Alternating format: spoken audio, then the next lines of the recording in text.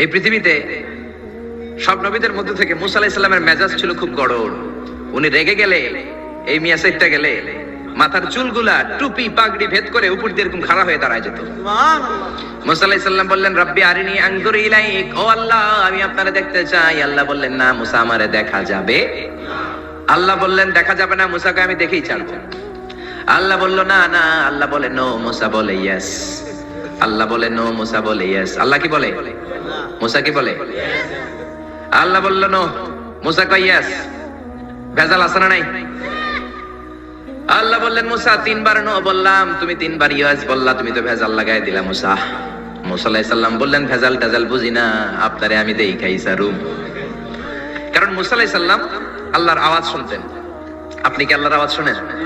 তো আপনার দেখার বাসনা কেমন আর মুসা আলাইহিস সালামের দেখার বাসনা কেমন তো একরকম নয়। উনি তো আল্লাহর আওয়াজটা শুনতেন। ওয়া কাল্লামাল্লাহু মুসা তাকলিমা, without any media, without any via, আল্লাহ সরাসরি মুসার সাথে কথা বলতেন। জোরে করে আল্লাহু আকবার। উনি প্রতিদিন আল্লাহর সাউন্ডটা শুনেন।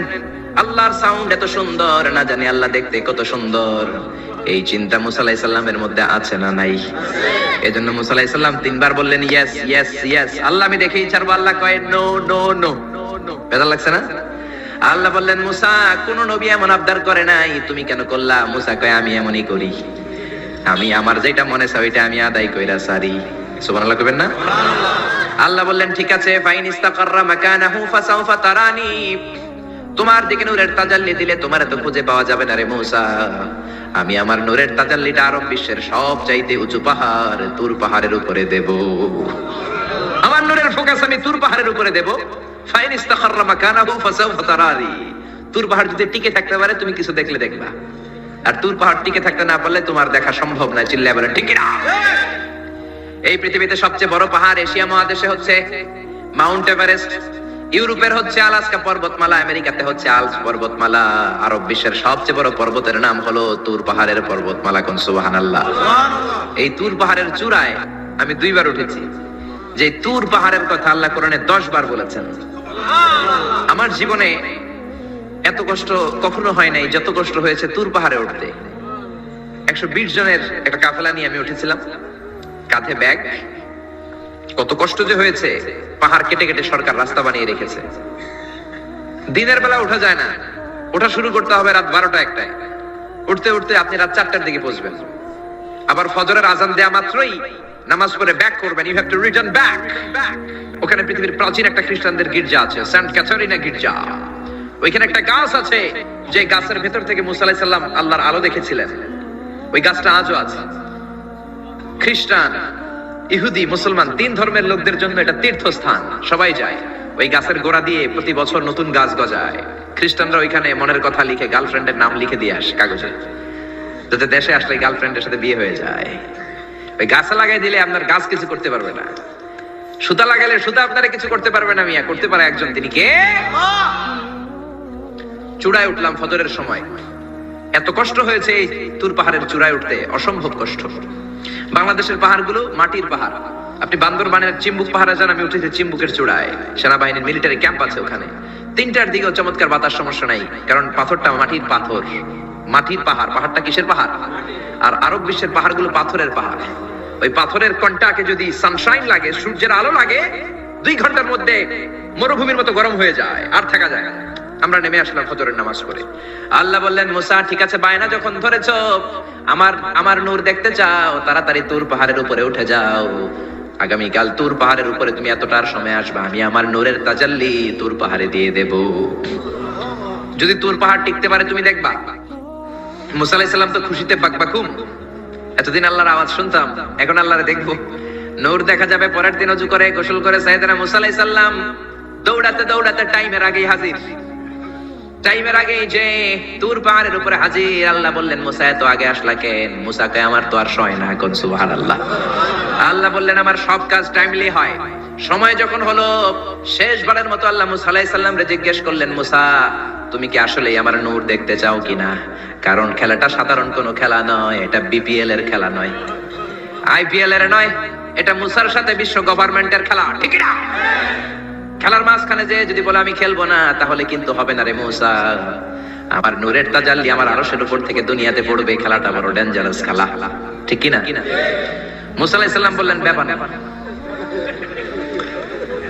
ব্যাপার না, আমি রাজি। সবচেয়ে শক্তিশালী নবী ছিলেন মুসা আলাইহিস সালাম। আল্লাহ বললেন মুসা, আমারে তুমি দেখতে চাও? তুর পাহাড়ের মধ্যে সোজা হয়ে দাঁড়াও। সাইয়েদনা মুসা আলাইহিস সালাম সোজা হয়ে দাঁড়িয়ে রইলেন। মুসা আলাইহিস সালাম শক্ত করে দাঁড়িয়ে রইলেন। আল্লাহ বললেন মুসা, এই খেলাটা সাধারণ খেলা না, তোমার সাথে আমি আল্লাহর খেলা, দেখবা কিনা বলো? মুসা কয় আমি রাজি। মুসা কি কয়? আমি রাজি। আল্লাহ বললেন okay, now I am gonna start the game. আমি এবার গেম শুরু করে দেব মুসা। ডানে বায়ে সামনে পেছনে চতুর্দিকে 12 ফারসাক এরিয়া, 4 ফারসাক এরিয়া, 1 ফারসাকে 4 মাইল, 1 ফারসাকে 3 মাইল, 4 ফারসাকে 12 মাইল। 12 মাইল এরিয়ার মধ্যে যত মশা ছিল, মাছি ছিল, সাপ ছিল, ইঁদুর ছিল, ব্যাঙ ছিল, ঝিঝি পোকা ছিল, আল্লাহ বললেন 12 মাইল এরিয়ার বাইরে চলে যা, পুরো তুর পাহাড়ের এরিয়াটারে ফাঁকা করে দে, খেলা শুরু হবে। সুবহানাল্লাহ পড়েন। মশা, মাছি, ঝিঝি পোকা যত কিছু আছে সব 12 মাইল এরিয়ার বাইরে চলে গেল, সব চলে গিয়েছে। এবার মুসা আলাইহিস সালাম দাঁড়িয়ে রইলেন। আল্লাহ বললেন ও জিব্রাইল, তুমিও 12 মাইল এরিয়ার বাইরে চলে যাও।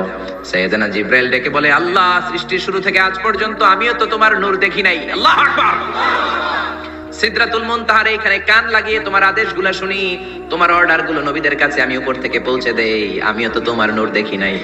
আমার ভাই মুসা নবীর সাথে আমিও যদি একটু নূর দেখতে পারি, সমস্যাটা কোথায়? আল্লাহ বললেন না, সমস্যা আছে, কারণ খেলা তো তোমার সাথে আমার না, খেলা আল্লাহর সাথে। মুসার জোরে কোন ঠিক না?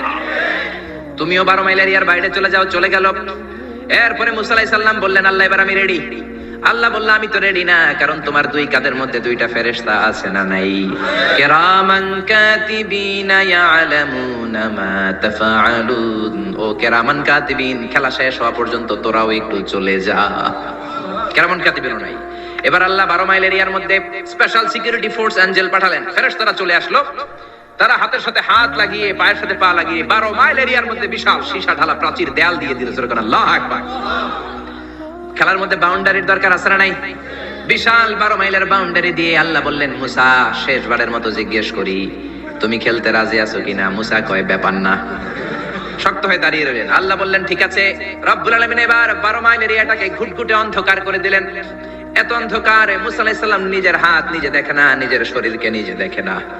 এত গুটগুটে অন্ধকার, অন্ধকার দেখে আশেপাশে কোনো আওয়াজ নাই। এতক্ষণ মশামাছির বনবন ছিল, ঝিঝি পোকার ঝিঝি শব্দ ছিল, এখন কোনো আওয়াজ নাই। মুসা নবীর অন্তরে এবার ভয় ঢুকাই দিছে কে?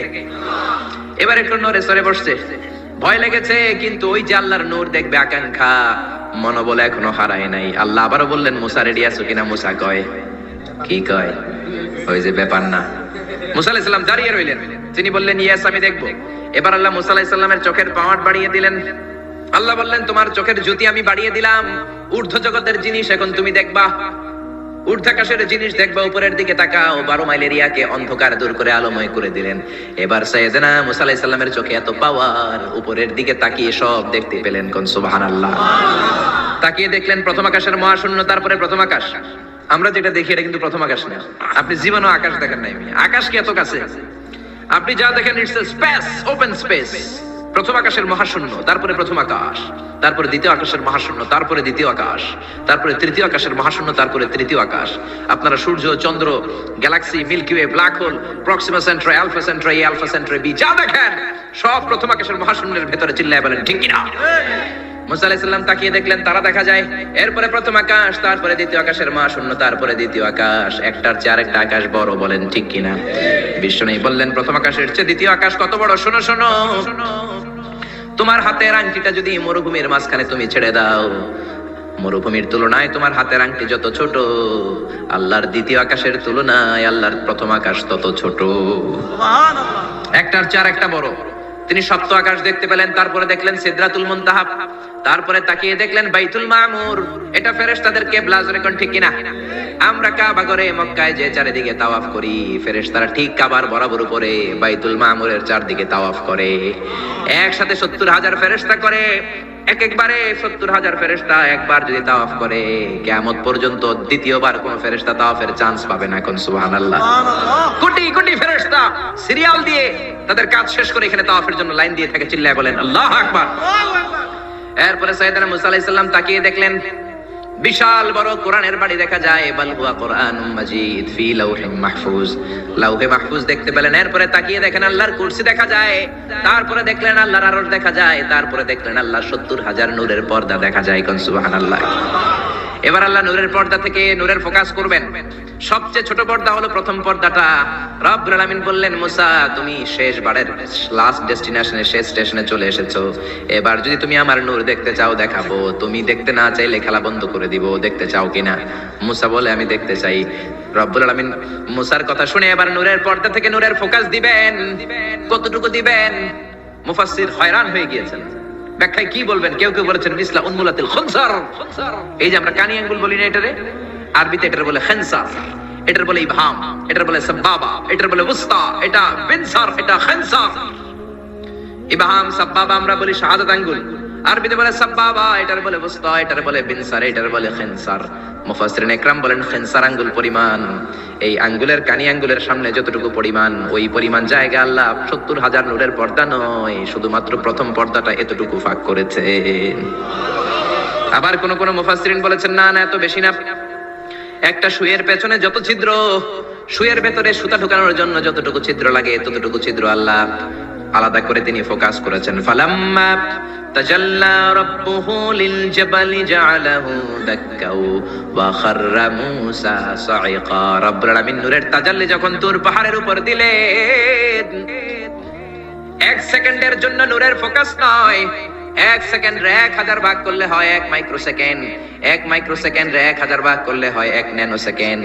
১ ন্যানো সেকেন্ডের জন্য রব্বুল আলামিন নূরের ফোকাস দিলেন। কোন সুবহানাল্লাহ। সুবহানাল্লাহ। ওই নূরের ফোকাস পেয়ে ফালাম্মা তাজাল্লা রাব্বুহু লিল জাবালি জাআলাহু দাক্কা ওয়া খাররা মূসা সাইকা, মুহূর্তের মধ্যে বিশাল সিলসিলা তুরে সাইরা আল্লাহর নূরের তাজাল্লিতে জ্বলে পুড়ে মেসাকার হয়ে যায়।